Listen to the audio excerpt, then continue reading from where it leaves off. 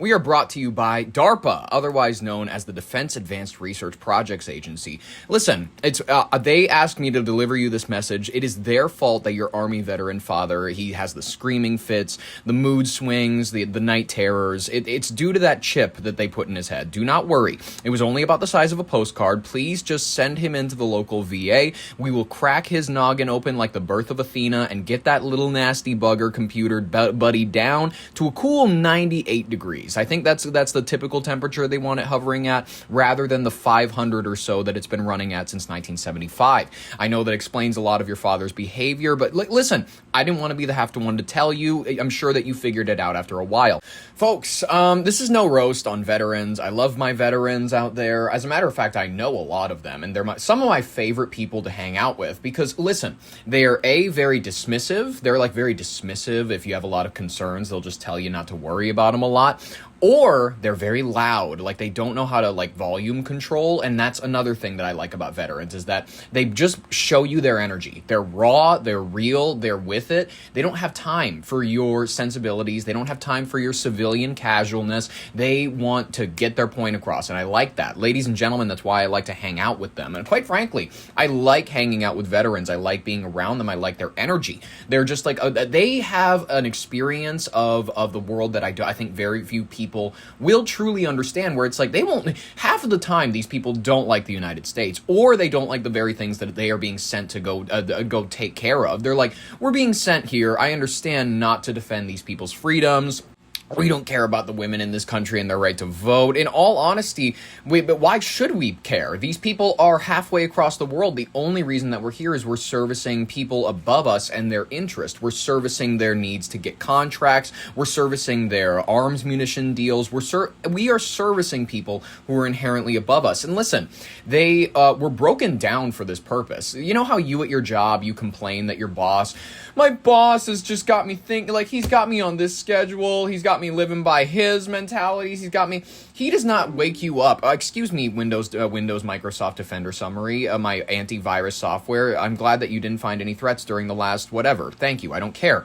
My point is that veterans, they have a unique experience of the world where, unlike a lot of people where they bitch and moan about, my boss tells me what to do, he has me do all of this sort of junk, he doesn't wake you up at 5 in the morning to run a mile. He does not, you are not broken down to go to this data entry job. You are not, as a human being, you have something taken away from you, or more so, molded in you. I think that the experience and the way that I've heard it phrased, at least from many of the people who've gone through basic training, boot camp, it is that you are not necessarily, some people need to be broken down all the way. Some people just need positioning. They need remodeling of their cerebral cortex. They need something they need a program installed on them. And if your system isn't already ready to run this program, if your body's not in top physical condition, if your mind is not in top physical condition, you will be broken down and built up to be what they need you to be.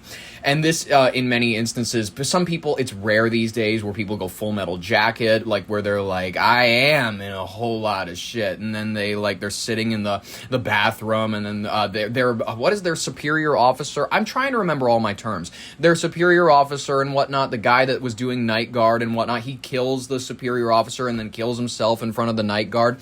Very rare does that happen these days. It does happen sometimes where you'll have a mutiny, you'll have people where they don't even trust the people that are above them, or they're just petty about the fact that they got themselves into this position. And I understand we're in a world where it's you have to elect to service, you have to want it to some extent nowadays because we don't have the draft.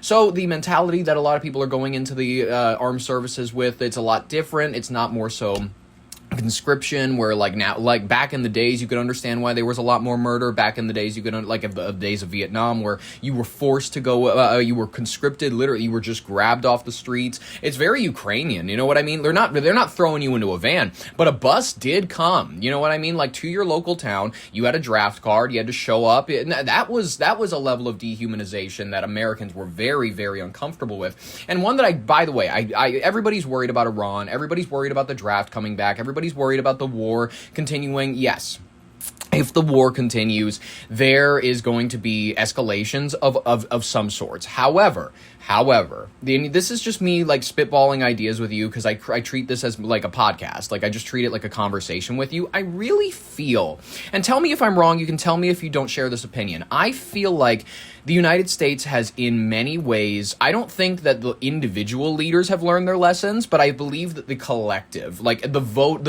you could never get the large populace to agree to vote to bring back the draft.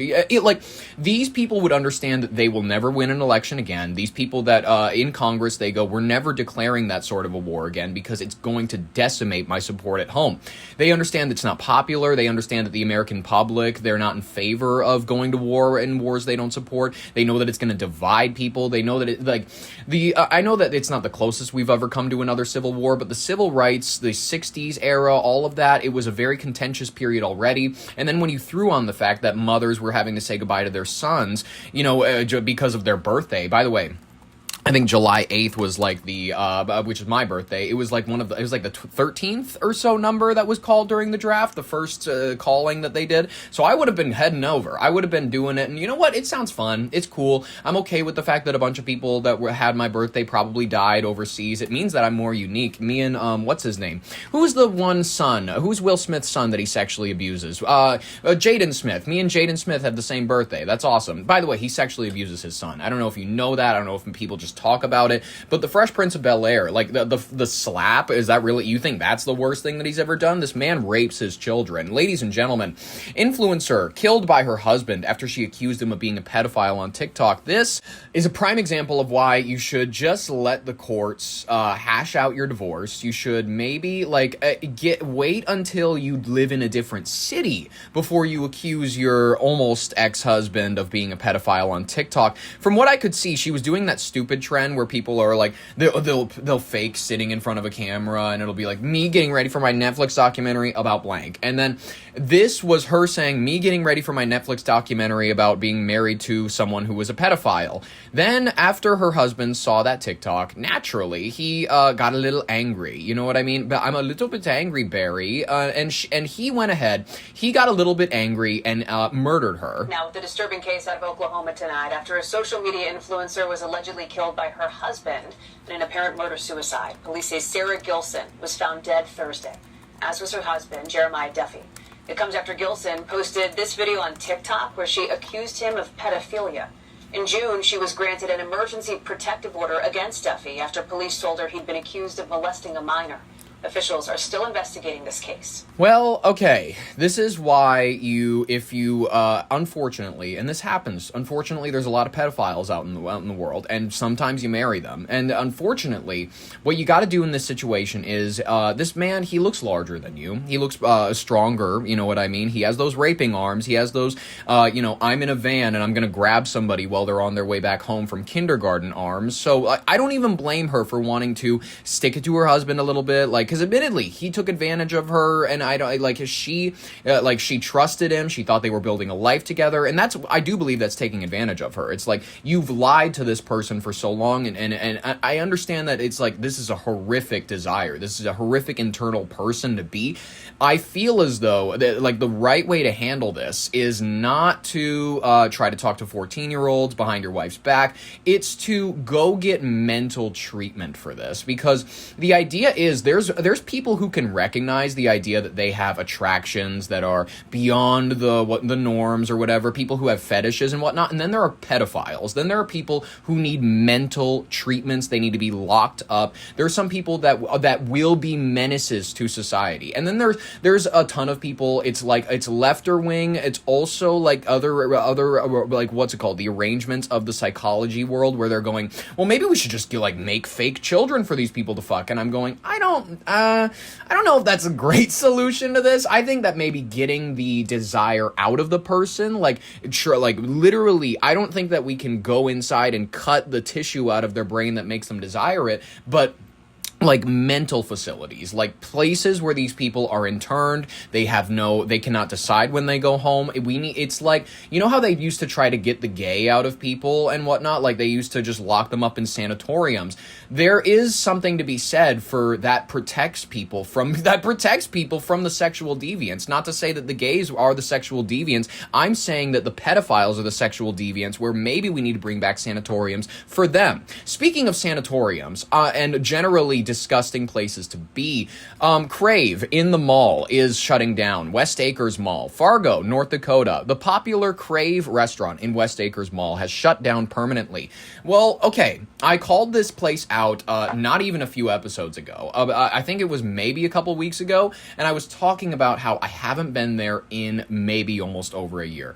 Due to, and this is why, their shrinking of the menu, which was ridiculous and stupid to do, but also the overpricing of the food. Let's get this, don't get it twisted. They had these overblown prices to begin with, but they had a menu to justify it, and they had decent options. Then they went ahead and they shrunk the menu. I think this was like 2 or so years ago, maybe now, and then they bumped up the prices, and they've been bumping them up continuously ever since. It is overpriced, it's schlocky. Admittedly, they're trying to go for this like Hell's Kitchen attire. Nope, lay off the whole staff. They're losers. I don't want these half-ass losers serving me my food. That's exactly why I have chosen not to go there. All these people, they're like in aprons and shit, and they're like, I'm some stupid 22-year-old who's looking to, I'm looking to mix drinks in between sucking cock to pay my rent. Like, that's the energy of every person who works at CRAVE. It's losers.